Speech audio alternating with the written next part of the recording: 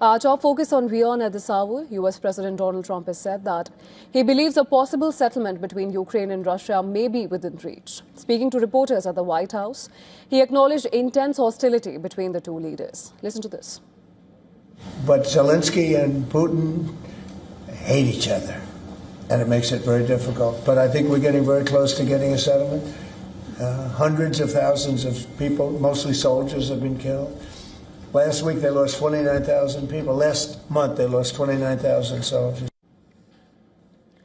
The Kremlin said President Putin agreed to a personal request from President Trump to suspend strikes on Kyiv until February 1st, in an effort to create favorable conditions for peace talks. Ukrainian President Volodymyr Zelensky said that both Moscow and Kyiv are refrained from striking energy infrastructure targets following an agreement initiated by Washington.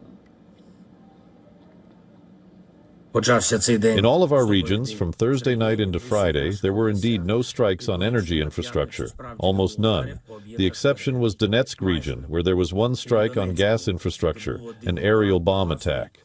We also now see Russia reorienting its attacks toward logistics and key transport hubs. As freezing temperatures continue and rolling power outages persist, residents in Kyiv have been seeking shelter at emergency heating centers. The situation is terrible, horrific. It was impossible to imagine that such a thing could happen in the 21st century.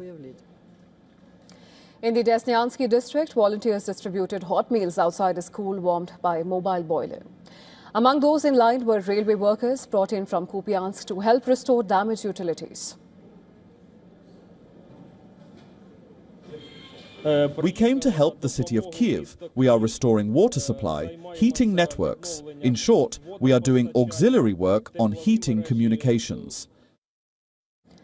The head of the International Atomic Energy Agency, Rafael Grossi, has expressed concerns over the ongoing conflict in Ukraine, warning that the war continues to pose serious risks to nuclear safety as it approaches its fifth year.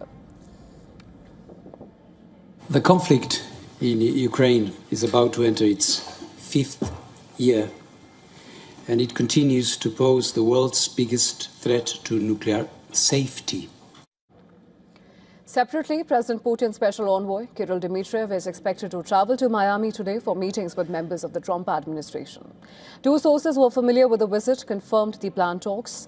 And in another development, Ukraine's national police reported receiving more than 2,000 bomb threats across the country within a 3-hour period. Officers have checked about one-third of the locations so far, with no explosive found. Ukraine experienced a similar wave of bomb threats in 2023, which primarily targeted schools.